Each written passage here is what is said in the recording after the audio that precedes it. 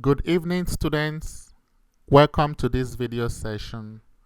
I remain Samuel Chukwu Emeka, aka Sam Don for Peace, as usual. In this video session, we shall discuss your Module 4 homework. So let's go to your Module 4 homework. I have the Statcrunch open here so that I can easily switch back and forth. I have it opened in the Firefox browser. So let's get to my website first. You click on my picture, click on mathematics, click finite mathematics, notes, and we shall be doing Module 4 homework study guide. Please, it is recommended that you have viewed the prerequisites. Hopefully, you view this prerequisite here using technology for statistics. In this video, we shall draw scatter diagrams. We shall not draw it with pencil, okay? We shall just use a Statcrunch technology to do that. Then we shall interpret scatter diagrams. We shall also compute the correlation coefficient between two variables by hand. When I mean by hand, I mean by formula. We shall also compute the same correlation coefficient by technology, that is by Statcrunch. Then we shall interpret the correlation coefficient. We shall determine the regression equation, or you can say the least squares regression line, by hand or by formula. By hand means by formula. We shall also determine same by Statcrunch technology. So when we did introduction to statistics in Unit 1, the y variable is also known as what we call the response variable, and the x variable is known as the predictor variable or explanatory variable. This is in in finite mathematics and also in statistics. In algebra, you know that y is the dependent variable and x is the independent variable. So when we have, let's have an overview of the scatter diagrams. When we have of course, the response here is the y, explanatory variable here is the x-axis, y-axis. So if you have a scatter diagram like this, you see the points like this. It tells you that the variables do not have any linear relationship. The scatter diagram helps you to identify whether there is a relationship between the response variable and the explanatory variable. If you look at this, the points are not linear. These points are like in a straight line, and then you now have these points trying to be linear, but they are not like consistent linear. So we say they don't lie mainly in a straight line, and we say that they don't have any linear relationship. They don't have any linear relationship. Now, if you look at this one, the points, you kind of see them, they lie in a straight line. I mean, it must not be a perfect straight line, but you see that they lie in a straight line. So when you have your scatter diagram with the points like this, we say that there is a positive linear relationship between the y and the x, okay? Between the response variable and the explanatory variable. There is a positive linear relationship. This is like positive slope. You know that, right? In a linear functions, graph of linear functions, If you have it like this, it's positive slope. If you have it like this, it's negative slope. Uphill is a positive slope. Downhill is negative slope. Then if it's just level, it is a zero slope. So here we have a negative slope. You see the negative line. It has a straight line, but here is like downhill. Uphill, positive linear relationship. Downhill, negative linear relationship. Question 3. Divine Mercy Pediatrics wants to determine if there is a relationship between a child's height and the head circumference. 8 patients were randomly selected, and the table below shows their height and head circumference measurements. So this is one of the applications of linear regression. You can use it to determine if a relationship exists between two variables, and if a relationship do exist between the two variables, you can use the explanatory variable, which is the x, to predict the response variable, which is the y. So once you determine the regression equation, you can now use the x to predict the y. So this pediatrician took a sample of 8 kids and wanted to determine if there is a relationship between the head circumference and the height. Okay, in this case, the head circumference depends on the height, not the other way around. So the height, the x, is usually the first. Here, x comes first and then y the second, usually. Okay, so we want to do that. We are going to, in this case, the response variable is the head circumference and the explanatory variable is the height. We want to use the height to predict, to determine, we want to see if there's any relationship between the height and the head circumference. Okay. Then B, draw a scatter diagram.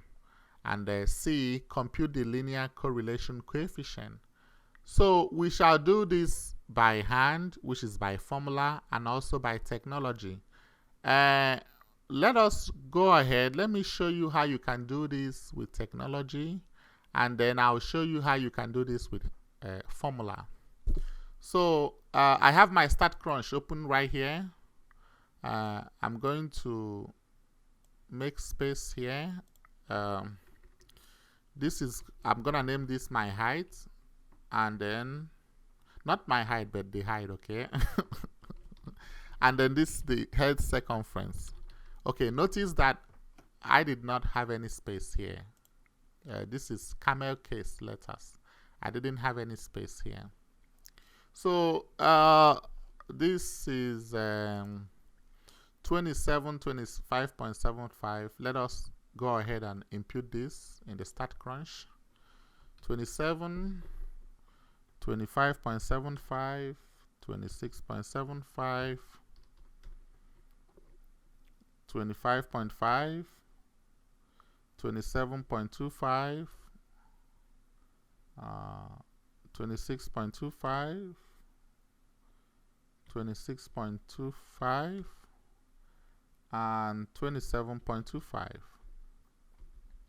For the Y, 17.4, 17.1, 17.3, 16.9, 17.6, 17.2, 17.2, and 17.4. Okay, so there are 2 ways we can do this with Statcrunch. With let's do the scatter diagram first, and we now do the correlation coefficient. So you click on Start, you click on Regression, you point your mouse to Regression, and you click on Simple Linear. For the X variable, select the height. For the Y variable, select the head circumference, and you just click Compute. Okay, when you click compute, you have two results here. Correlation coefficient is this 0.95186092, and if you want to see the scatter diagram, you click right here. This is the scatter diagram right here. That was what I copied and pasted here. That was what I copied and pasted here. Scatter diagram. Okay, and then this is the correlation coefficient right here. Correlation coefficient 0.952. They said the question says round to 3 decimal places, so it will be 0.952. Okay, we have another way. We have another way to get the correlation coefficient. You click on Start. You point your mouse to Summary Stats, and you click Correlation. Then they say select columns. In this case, you want to select the two columns. This is X, this is Y. So you can either press Shift plus click or Control plus click. I will press on my Control key, hold it down, and click to get these two. And then I just click Compute. And it tells me the correlation between the height and head circumference. 0.951866092. That's the same thing. Whichever one you like, you do. Okay, let's get back to the if we are computing it by formula. So this is the formula right here. And in Module 3, we talked about the measures of central tendency and the measures of variability, or measures of dispersion, or measures of spread. We talked about it. X bar is the mean. S subscript X is the standard deviation of the X values. Sample standard deviation of X values. X bar is the sample mean of the X values. Y bar is the sample mean of the Y values. N is the sample size. Of course, our sample size is 8. Okay, we have 8 data values for X, 8 data values for Y. So this is the way I will not explain all this. I will not go through all of them, but let me just do an example for you with a calculator, and then you can now do the rest. Okay, so I will go to my edge, point at any edge here, click on search, point at search, click on search icon, type in calculator. I select the first one. Usually when you select your calculator, it is like this. Okay, you click view, click scientific. You have to follow the formula step by step. Okay, if we add up all these, we get sigma x.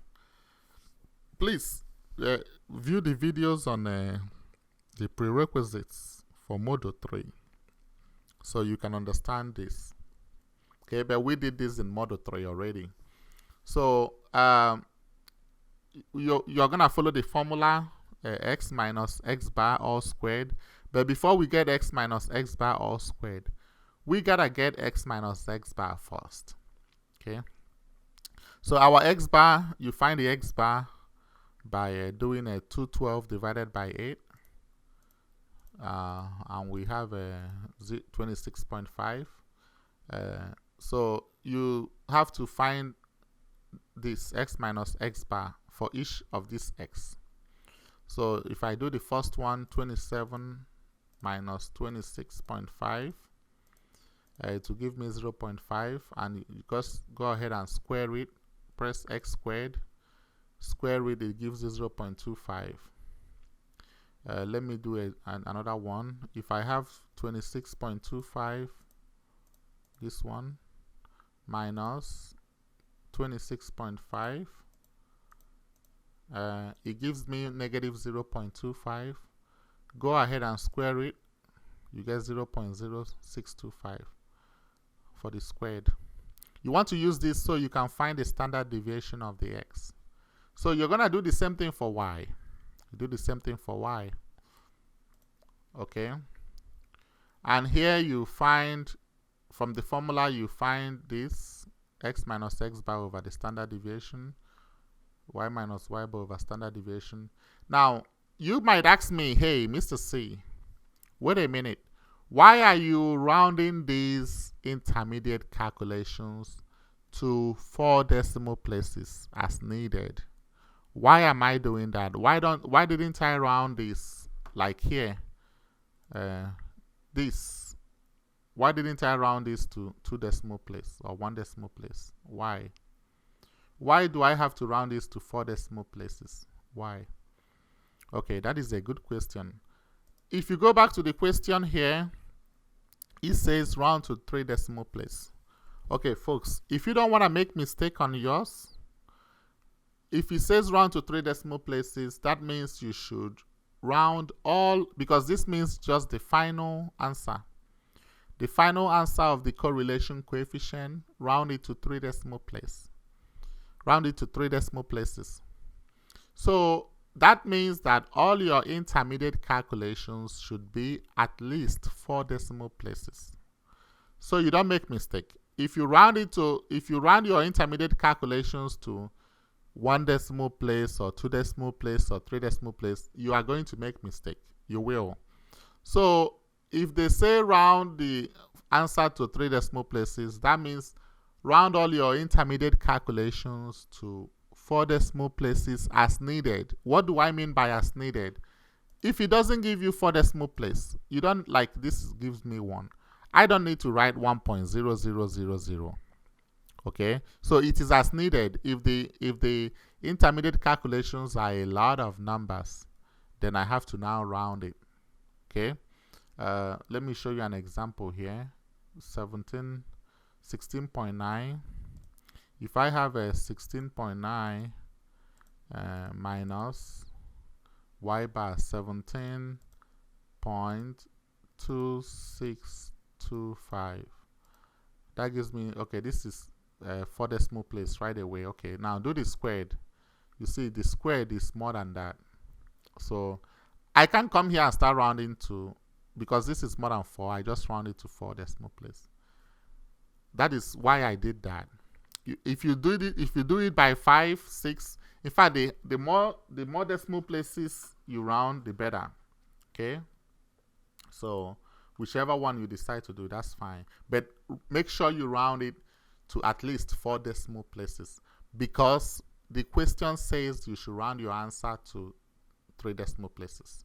So that means that all intermediate calculations that you do, you need to round it to at least 4 decimal places. Okay. All right. So when you do all this, okay, you do this, you multiply both of them, you add them up, and you're gonna get this. That's the same thing we got with technology. 0.952, 6.6624 divided by 7. So I didn't get exactly what they got. If it is more than 4 decimal places or more than 3 decimal places, but I round because I rounded up. If I didn't round up, I will get almost what they got. I'll get what they got. All right, folks. Any question? This is by formula or by hand. Gives you the same thing. Okay, compare. How many minutes did it take me to do this question with Statcrunch technology? And how many minutes did it take me to do it by formula? Okay, figure it out yourself and answer which one is better. Okay, so after we do this first, before you establish, please listen, before you establish whether there is a relationship between the variables, you will have to, after finding your correlation coefficient, okay, you will have to now establish whether there is a relationship, whether a relationship exists between the variables. So you are given the critical values for correlation coefficient. You're given the critical values. So what you have to do is, for the sample size of 8, our critical value is 0.707. Okay. Now, what is our correlation coefficient? 0.952. Right? So because the absolute value, you take the absolute value of this. Absolute value of 0.952 will still give us 0.952. So because the absolute value of the correlation coefficient is greater than the critical value for a sample size of 8, 0.952 is greater than 0.707, we say that a positive relationship exists between the variables. Okay. Now, it's a positive relationship because the correlation coefficient is positive. Now, it has a relationship because the absolute value of the correlation coefficient is greater than the critical value for that sample size. Does it make sense? We say that, okay, we say that a relationship exists because the absolute value of the correlation coefficient is greater than the critical value for that sample size. Then we say that that relationship is a positive relationship because the correlation coefficient is positive. Okay? Question 4. Researchers wanted to predict the weights of the American black bears using their lengths. The table below shows the lengths and weights of 12 American black bears. So you have this 1, 2, 3, 4, 5, 6, 12. Sample size is 12. So what is the explanatory variable? What is the response variable? So you ask yourself, does the length depend on the weight, or does the weight depend on the length? Okay, in this case, what do they want to do? They want to know whether the question says they want to know whether what? They want to predict the weight. Okay, from the question, you can kind of tell which one should be the response and which one should be the predictor or explanatory. They want to predict the weight. So you're using X to predict Y. You want to predict Y. So the weight becomes the response. Does it make sense? So the length becomes the explanatory or predictor variable, and the weight becomes the response because you want to use the length to predict the weight. Okay? So it's the same thing that we do. Let's do it with scatter diagram, and also with let us also find whether a relationship exists. Okay. So it's the same thing that we did here. We can do it again. Let's close these results. I can come here and say is the length, and here I can say the weight of the black bears. Okay. So the length, I have a 138.0. Even if if you don't need, if you put 0.0, it changes it to 138. So 135, 130, 120.5, 149.0, 149, 141, 141, 150, 166, 151.5, 129.5, and 150. Okay. That is for sample size of 12 for the length. Now let's do the weight right away. 110, 60, 90, 60, 85, 105, 110, 85, 155, 140, 105, 110. All right, so what did we do? We go to start, regression, simple linear. X variable, select length. If this will confuse you, just delete this, okay? Just delete it. But in this case, I want to use length and weight. Y variable, weight. And you just click compute, compute, compute, compute, compute.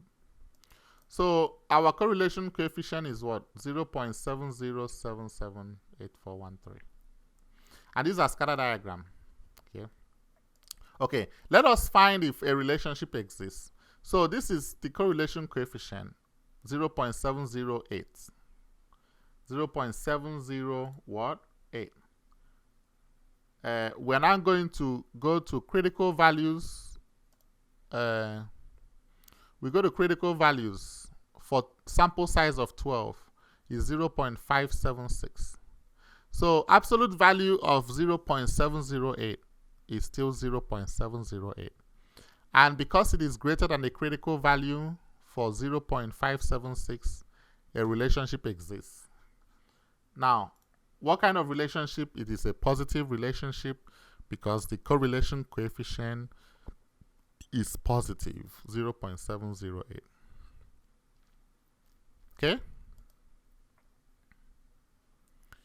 For the data set, draw the scatter diagram, compute and interpret the correlation coefficient. So I hope you can do this, okay? So try it on your own so that this video will not be more than an hour. I really want this video to be less than an hour or 1 hour at the most, but I don't know. It's too much things to learn here in this unit. Okay, so if you do this, our correlation coefficient here is 0.1490712. All right, sample size here is 1, 2, 3, 4, 5. You know, you can also see the sample size in the result. Sample size is 5. You know that, right? You can also see it right here. In this case, sample size is 12. So let's go to critical value. Critical value for correlation coefficient size for sample size of 12. Sample size of 12 is 0. Wait a minute, that's sample size of 12. I'm talking of this one, sample size of 5. 1, 2, 3, 4, 5. So let's go to critical values for sample size of 5. It is 0.878, right? 0.878. All right. What did we get as the correlation coefficient? 0.14907112. Okay, do you see that? If you want, we can do it. So I can, you know, let's go ahead and do it. Let me close this. So let me just put this here, x and y. Let me just use this, x and y. So x is 76679. Y is 82695. Okay, start regression, simple linear. X, select x, y, select y, compute. So 0.1490712. So if you compare it with this, folks, if you compare it with the critical value here, critical value for sample size of 5, 0.878, it is smaller, you see. 0.1490712 is smaller than the absolute value of this. Absolute value of this is still this. It is smaller than 0.878. So because it is smaller, no relationship exists. No relationship. It's not greater. No relationship exists between y and x. Okay? The table of critical values is on slide 9. I mean this slide here. Right here. It's actually slide 7. Right? Well, slide 9 actually, but page 7. Yes, slide 9, page 7. That's right. Okay, does it make sense? So you always have to, after finding your correlation coefficient, you still got to compare it with the critical value for that sample size.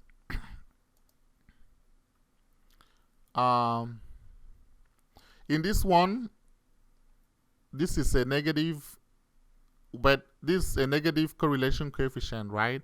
But you know, like I said, we have to take the absolute value. Absolute value will still be positive anyway. And because it is still less than 0.878, okay, no relationship exists. Now you have to take absolute value of the correlation coefficient. Compare it with the critical value for that sample size. This is a negative correlation coefficient. Let's do this one and see.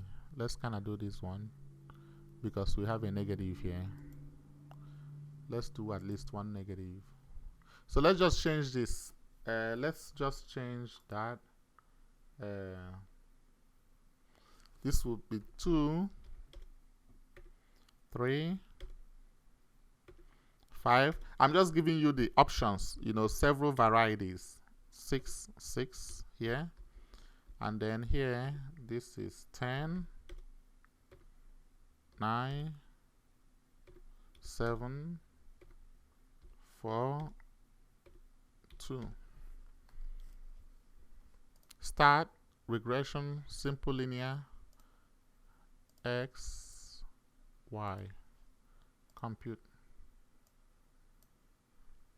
So this has a negative correlation coefficient.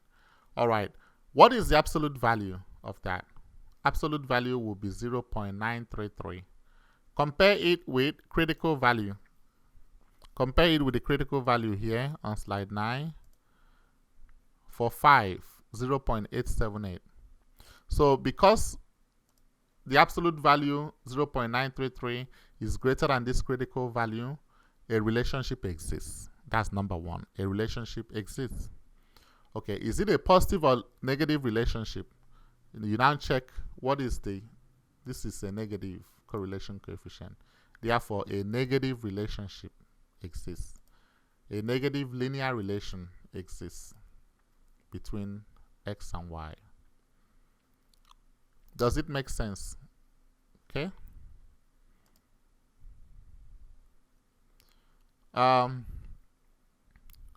Okay. This question says draw the scatter diagram and compute the linear correlation coefficient. Then, with an additional data point, draw the scatter diagram and compute the linear correlation coefficient. Comment on the effect the additional data point has on the linear correlation coefficient. Okay, comment on the effect. Okay, explain why correlations should always be reported with scatter diagrams. All right, let's do this. Can we just go ahead and we can use this. We can just use this x and y. So we have 2.2, we have 4, we have 2.9, and we have 4.7. And let's delete this. Okay. For the y, we have 3.9, we have 1.4, we have 3.7, and we have 4.8. Okay. So start regression, simple linear, x, select x, y, select y. Compute. So here the correlation is negative 0.02. This is a very weak. Okay. Negative 0.028903358. And look at the scatter diagram. Doesn't show anything as if there's a relationship. Okay, now the question says again, we shall leave this right here. We shall just leave it. And the question says again, with an additional point, with an additional data point, 10.5, 9.3. Okay, so here we put 10.5, and here we put 9.3. And let's do that again. Start regression, simple linear, x, y, compute. All right, look here, folks. See, from negative 0.02890 this 3358 to 0.85856841. And then let's compare the scatter diagrams. See that? You see? So that additional data point really did what? Made it to have a strong relationship. Okay, well, we don't know yet whether there's a relationship, but at least you see that it strengthened the point. From the scatter diagram, you can see that is, you can see the strength. Compare the strength of the relationship here with the strength of the relationship here. Even here, you see it's almost negative. It's sliding. It's negative slope, and here this is positive slope. And you see when you point your mouse on this, gives you the regression equation. This is the regression equation. Y equal to mx plus b. Your mama ex-boyfriend. Ooh. Okay. So this is the regression equation. Okay. So the extra data point strengthened the appearance of the linear association. Okay, it strengthened it. And you should always report correlation with scatter diagrams, because the scatter diagram is needed to see if the correlation coefficient is being affected by the presence of outliers. So you ask me now, what's an outlier? This is an outlier here. Extreme data observations. This is 10.5, this is 9.3. Okay, what is the highest for X? 4.7. And then you jump from 4.7 to 10.5. And then here, the highest is 4.8. You jump from that to 9.3. These are extremes. We call them outliers in statistics. Extreme observations. Okay. Question 9. Match the linear correlation coefficient to the scatter diagram. Okay, so you match that. Of course, this negative I is strong negative correlation, negative 0.969. 2 is weak negative. See how it's kind of scattered. And then 3 is perfect. See, perfect straight line. Perfect negative. Negative 1. Perfect negative.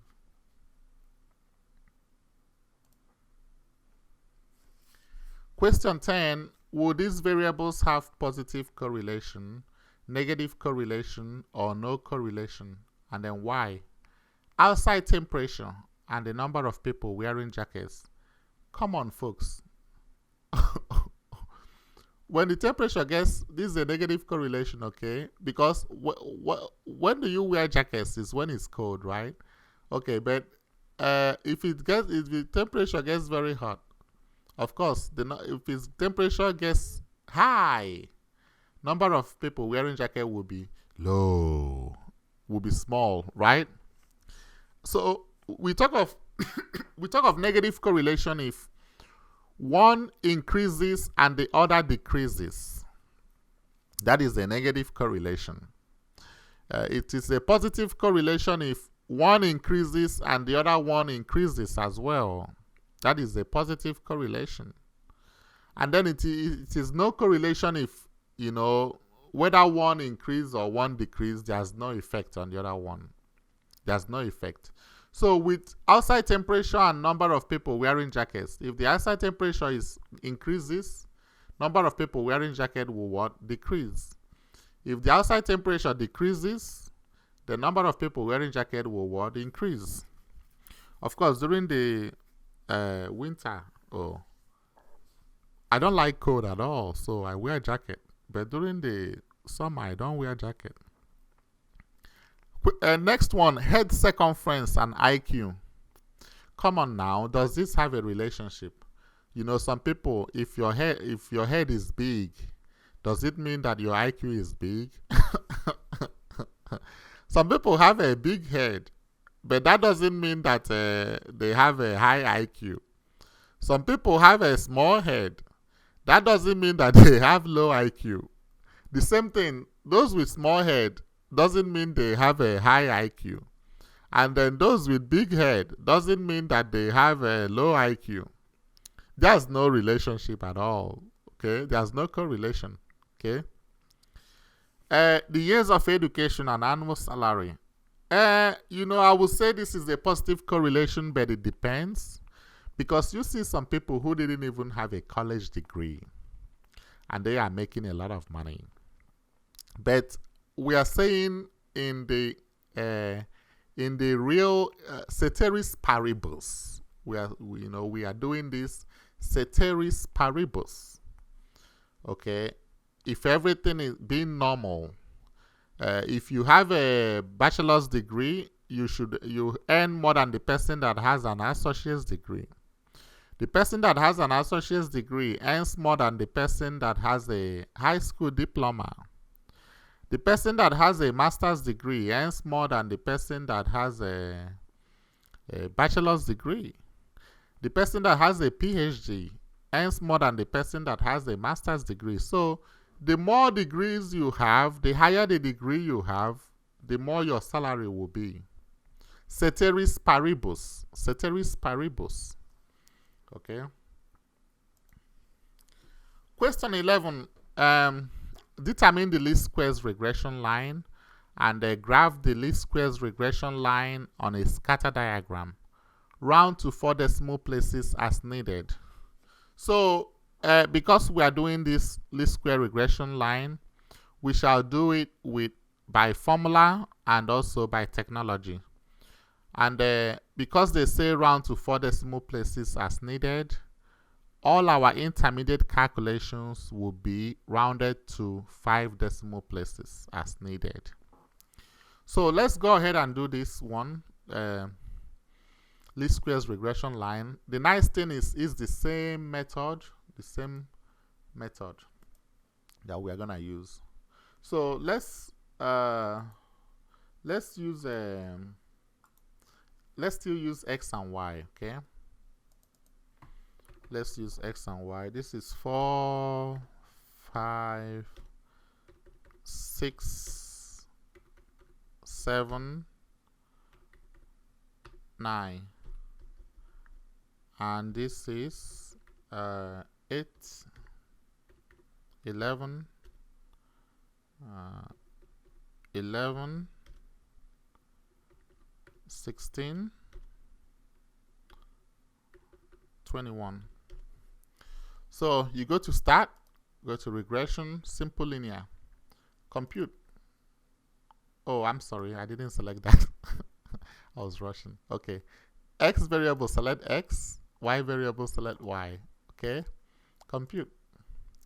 So what is our least squares regression line? Is right here, folks, right here. See that? You see, dependent variable is y, independent variable is x.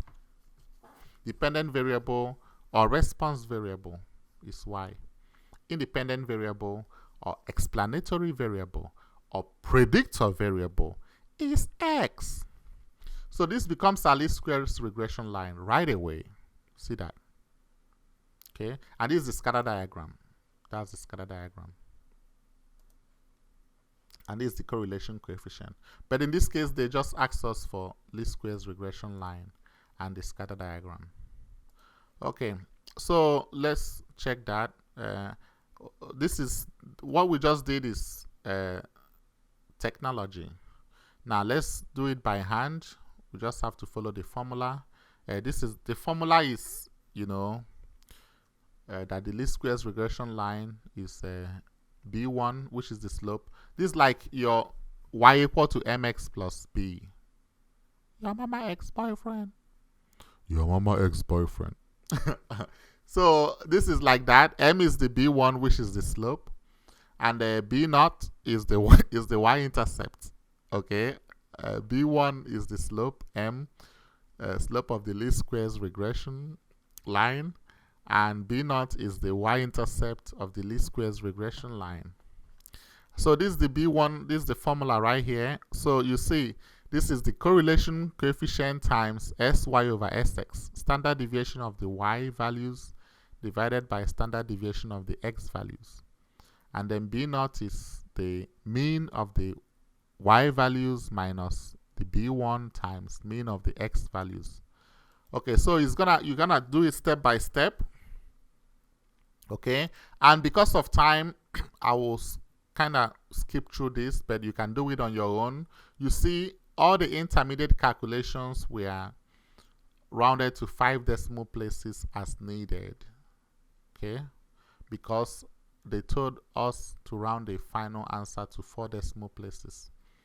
So we have to round the intermediate calculations to 5 decimal places as needed. All right, so we are doing this to get our R first. Okay, so we got our R is this, and then we got our B1, got our B0, and then this will be the least squares regression line here. And you know, it's the same thing. It's the same thing, right? They say round to 5 decimal places. So this is 2.6081. 2.6081. Okay, they say round to 4 decimal places, yeah. 2.6081x. Okay. Statcrunch just, you know, puts it as B0 plus B1x, but just put it well, okay, like mx plus b. Put it well. Put this first and then plus minus this. I'll just minus that. Okay, 2.7703. 2.7703 if you round it up. So you see the steps this will take, and then see the steps the technology will take. No? And if you look at this, it tells you the intercept is this and the slope is this. So this is slope mx plus b. Okay, but they do it as b plus mx. All right, you got it. So if you do it by technology, you have this. Okay. For the data set below, determine the least squares regression line. Round to 4 decimal places as needed. Okay. Compute the sum of the squared residuals for the least squares regression line, and in this case, round to 2 decimal places as needed. All right. Squared residuals. This is residual is observed y minus predicted y. That is the formula. Y minus y hat. Now I want you to know the difference. We have the y. Y means the y values. Y bar means the mean. The mean of the y values. Y hat means the least squares regression line. Okay, y hat,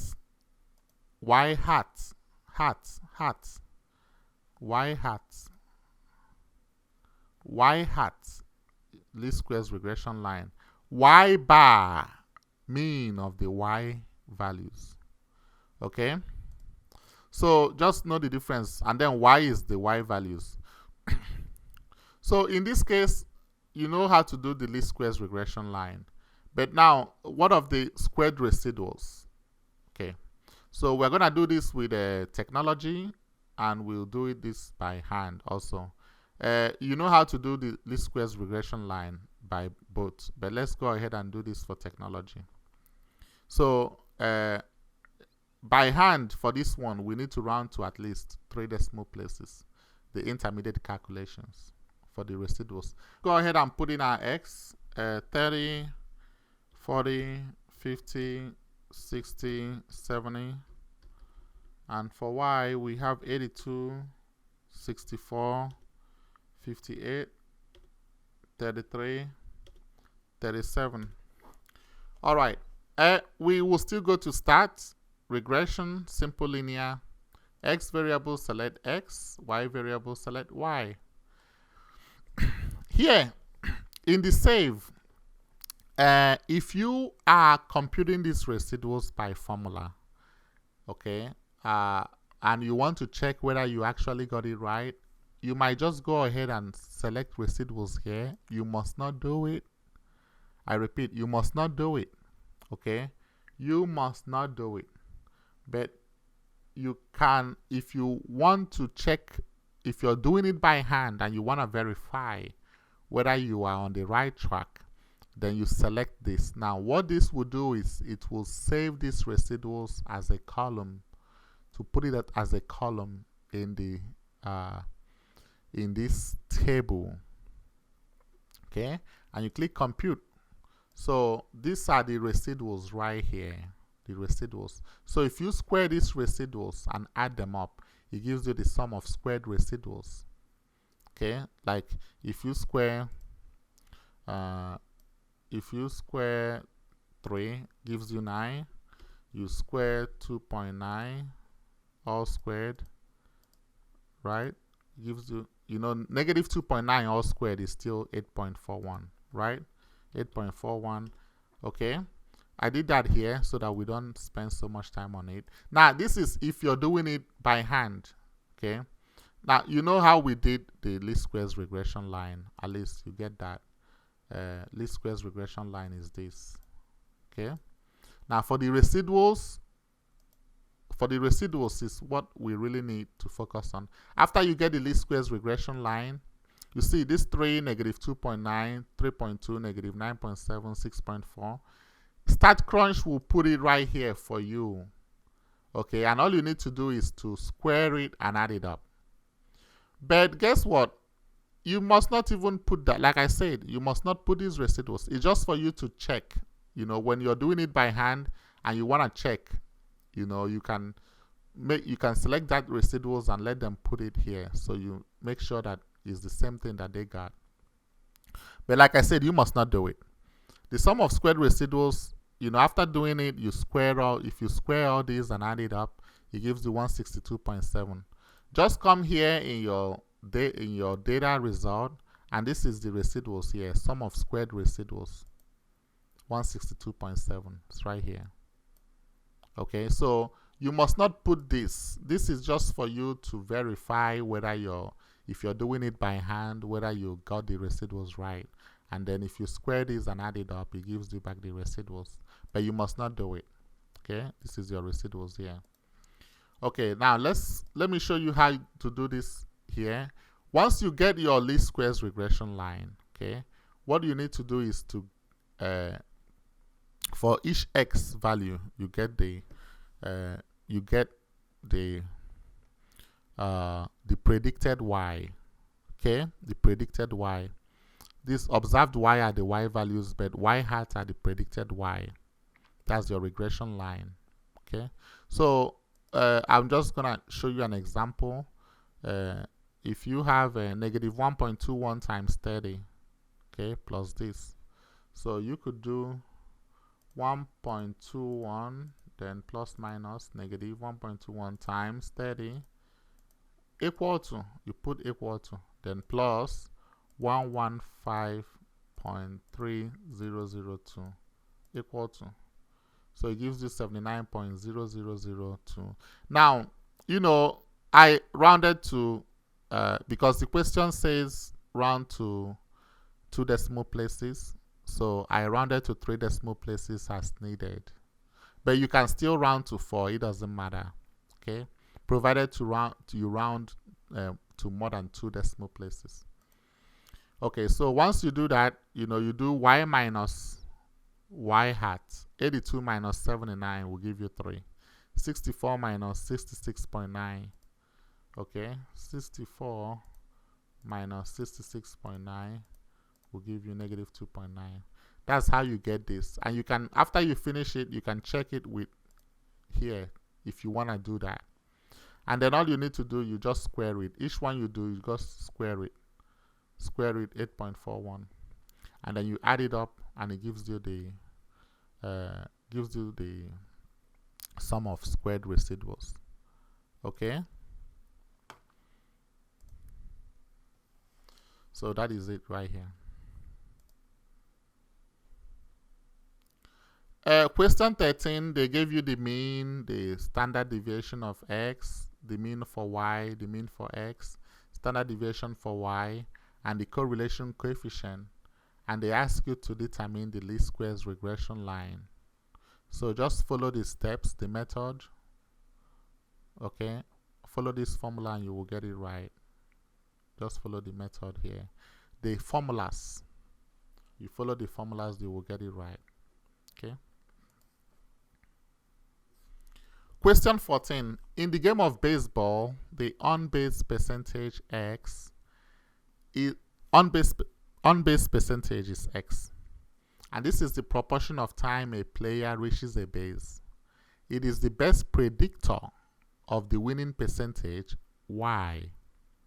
For a certain baseball season, X and Y are related by the regression equation.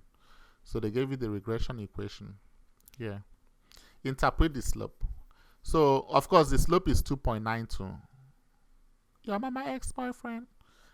Yeah. So, slope is 2.92. So, that means that for each percentage point increase in the X, the Y will increase by 2.92% points on average. You know, the slope is delta Y over delta X. Okay. For each X, delta Y over delta X. Okay. And you can call it like, you can kind of say it like this, 2.92 over 1. For each percentage point in the X, the Y will increase by 2.92 percentage points. Okay.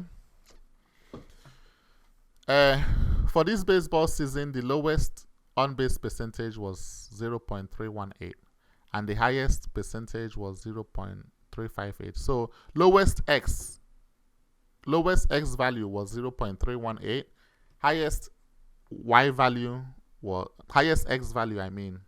Lowest X value was 0.318, highest X value was 0.358. Does it make sense to interpret the Y-intercept? Okay, so to find the Y-intercept, you set X to be 0 and solve for Y. Similarly, to find the X-intercept, you set Y to be 0 and solve for X. Okay, but they asked us for Y-intercept, whether it will make sense. So if you set X to be 0, okay, well, the lowest X is what? 0.318.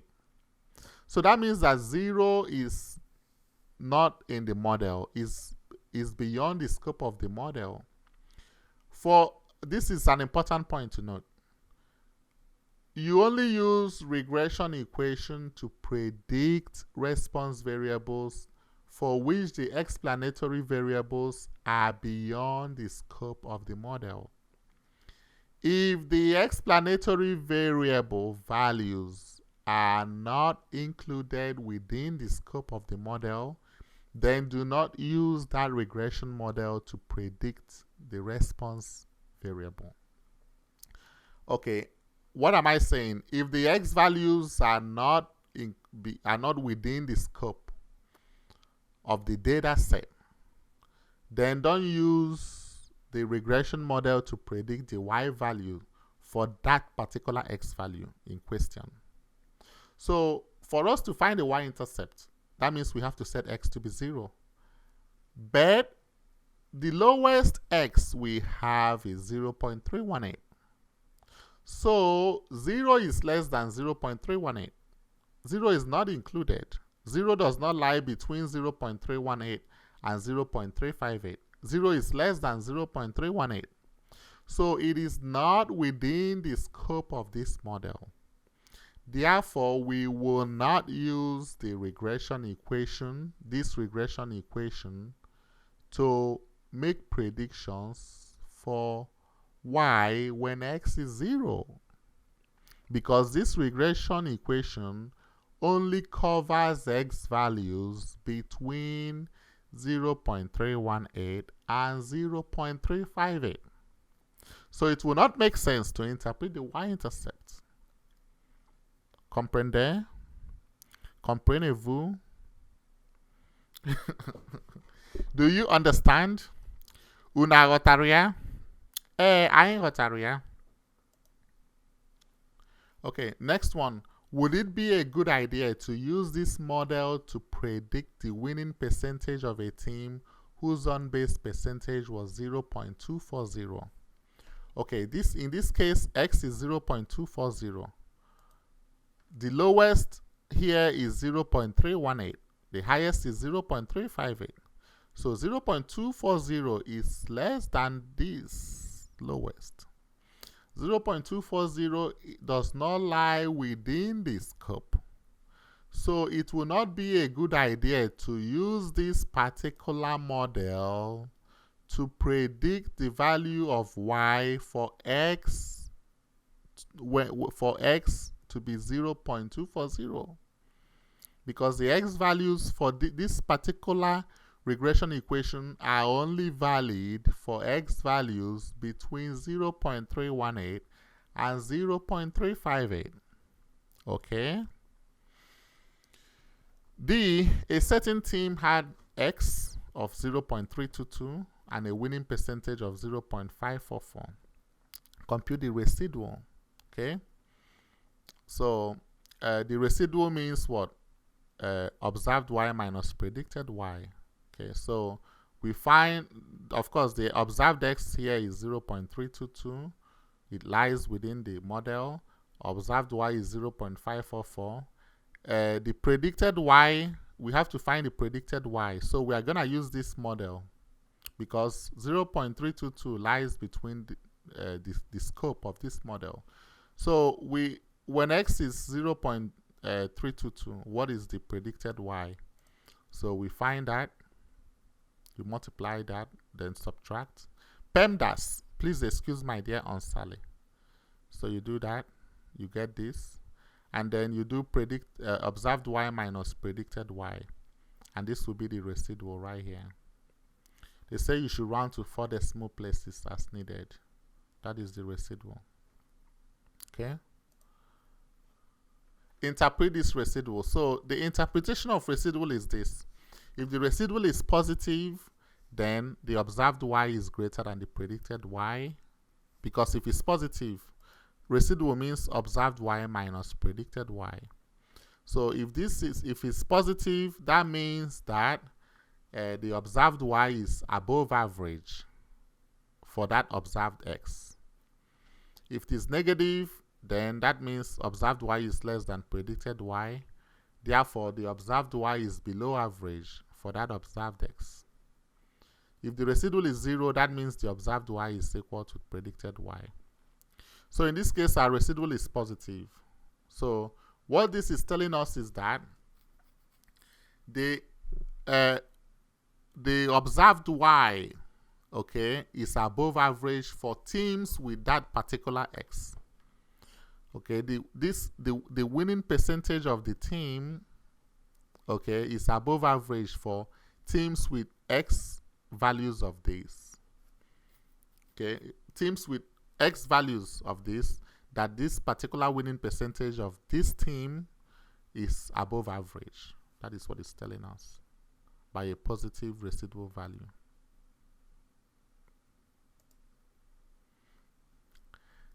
Table 15. The table shows the number of cans of soda consumed in a week and the bone mineral density of the femoral neck for a sample of 15 women. Okay, so we have that. Find the least squares regression line. Treating soda consumption, we have the soda consumption, cans of soda per week, and then the bone density. So this is the x, the explanatory variable, and this is the y, the response variable. We want to determine if there is a relationship between the cans of soda consumed by these 15 women per week and the bone density of their femoral necks. Okay, bone mineral density of their femoral necks. Let's see if there is any relationship. So you know how to find the linear regression, right? You just put in the put in these values and get the linear regression and the scatter diagram. So I didn't do it by hand, no, because I've shown you. If you like, you can do it by hand. You will get the same thing. Interpret the slope. So if you look at this, this is a negative slope. Okay, Negative slope means decrease. Remember, with the positive slope is increase. For each additional soda can consumed per week, the bone mineral density will decrease by 0.0030 gram per centimeter squared on average. Decrease, because this is a negative slope. As for each x, y will decrease by that. Interpret the y-intercept. First of all, we check, before we see whether we can interpret the y-intercept. To find y-intercept, you set x to be 0 and solve for y. So let's see first whether this regression model covers for x to be 0. Let's check the lowest x and the highest x. So the lowest x here is 0. The highest x here is 8. So it makes sense to use this model to interpret the y-intercept, okay, because 0 is equal to 0. 0 lies within this scope. So that means with the regression equation, when x is 0, what is y? 0.8865. Okay, 0.8865 gram per cm squared. You have to put the unit. D, predict the bone mineral density of the femoral neck of a woman who consumes 4 cans of soda per week. Round to 4 decimal places as needed. Okay, let's see whether there is a relationship. Before we make any predictions here, remember the regression equation is used for making predictions of the response variable for a particular explanatory variable. In this case, the explanatory variable is the 4 cans of soda per week. And 4 cans lies within the scope as well. So we can use the regression equation to make predictions. But let us see whether there is a relationship. Let's see whether we have a relationship and what kind of relationship. So we go, if we, from this table here, linear regression results, we see the correlation coefficient is negative 0.816, okay, to 3 decimal places approximately. What is the absolute value of this? The absolute value is 0.816. Then let us compare it. Remember, before we determine if there is a relationship, we have to compare it with the critical value for the sample size. And in this case, the sample size is 15. So the critical value is the tables are here, or the tables in slide 9. Okay, but you know, I just put the table here. So for 15 is 0.514. So the absolute value of this is 0.816. It is greater than 0.514. So there is a relationship. Okay, that's number one. Now, what kind of relationship? A negative, because this is a negative. So negative linear relation exists. So because of that, you can go ahead and you substitute this by 4 because of the relationship that exists. Multiply this by 4 and then add to that y-intercept. Okay, you can actually use the exact values. I mean the exact or the actual values, not the rounded values, and then you round to 4 decimal places in your answer. Okay, so you can use the exact value, which is right here, not the rounded value. This is the exact value here. Bone mineral density is y, okay, equal to 0.88654098 minus this x. Soda per week is x. So you now rearrange it to y equal to mx plus b. My ex-boyfriend. And then you now substitute x for 4, you know, and do it. You get this answer. E, the researchers found a woman who consumed 4 cans of soda per week to have a bone mineral density of 0.873 gram per cm squared. Is this woman's bone mineral density above or below average among all women who consume 4 cans of soda per week? So if you look at this, if you check it, this is 0.873 and this is 0.8746. So it tells you it's below. Okay, the bone mineral density of this particular woman is below average because this is less than this. F, would you recommend using this model in part A to predict the bone mineral density of a woman who consumes 2 cans of soda per day? Okay, remember the question tells us, because this question is a little bit tricky. The question here tells us cans of soda per week. But now this one tells us slide what? Slide 36. Okay, this one tells us 2 cans of soda per day. So 2 cans of soda per day means how many cans per week? 14 cans per week. Okay, let's go back to the question. Question is slide this. Yeah, 14 cans of soda per week. You see, 14 is beyond the scope of this model. You see that we don't have 14 here. It's beyond the scope of the model. Okay, so it won't work.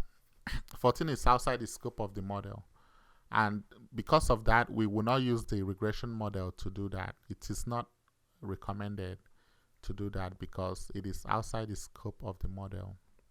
The highest value was 8 cans of soda per week, and here we have 14 cans. Okay.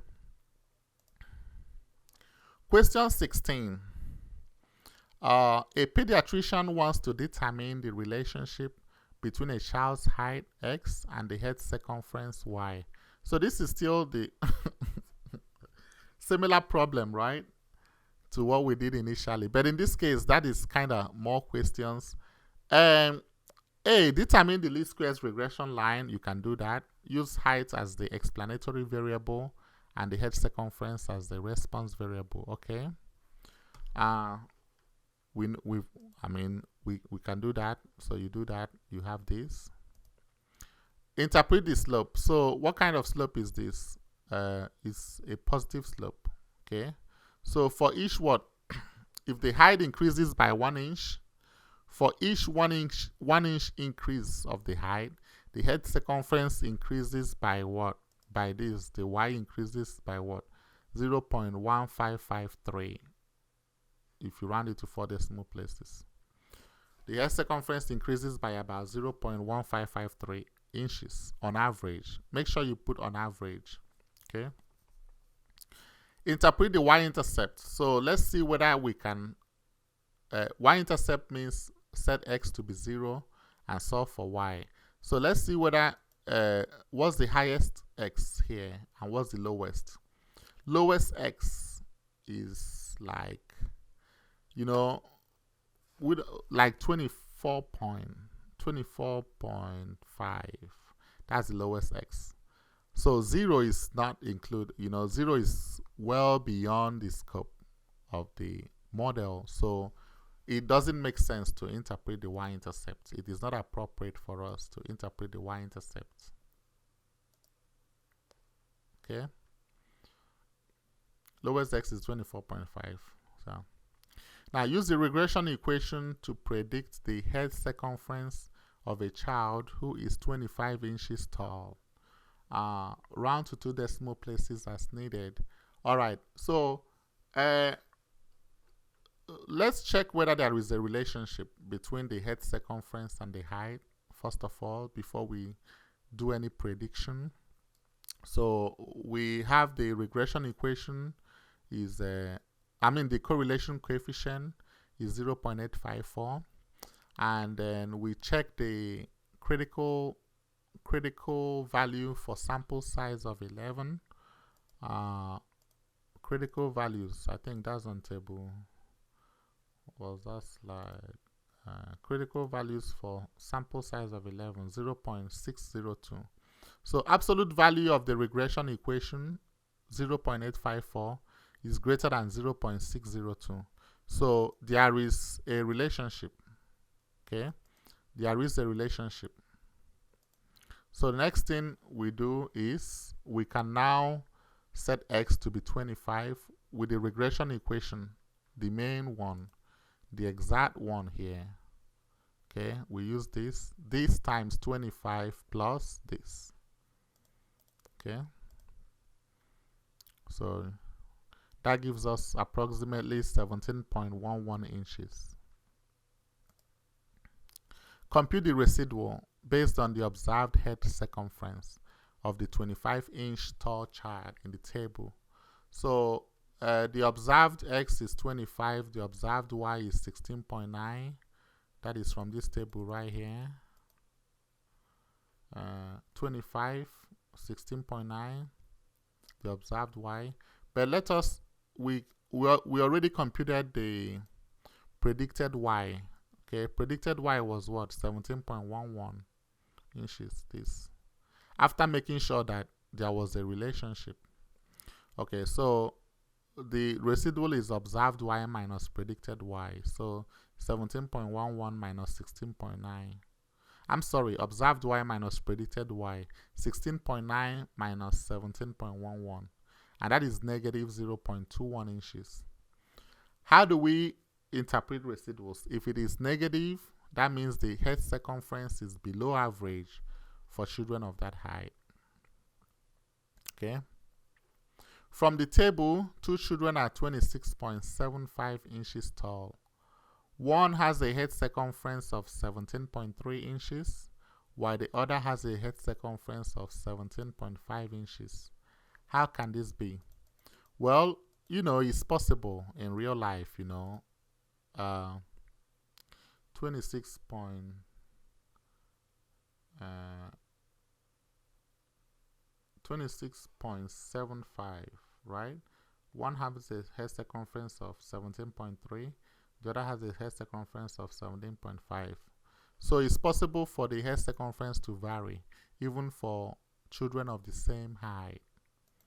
Okay, even for children of the same height, it is possible for the head circumference to vary. Would it be reasonable to use the least squares regression line to predict the head circumference of a child who was 32 inches tall? 32 inches tall. Let's see whether it is beyond, within the scope of the model. You see, 32 is outside the scope of the model, so it will not be appropriate to do that. It will not be reasonable to do that. Okay, it is not appropriate to use the regression model to predict the head circumference of a child who was 32 inches tall. Okay, thank you so much for staying with me throughout this lesson. Okay, and if you have any questions, please feel free to ask. Watch out for Module 4 exam study guide video. And you have a great evening.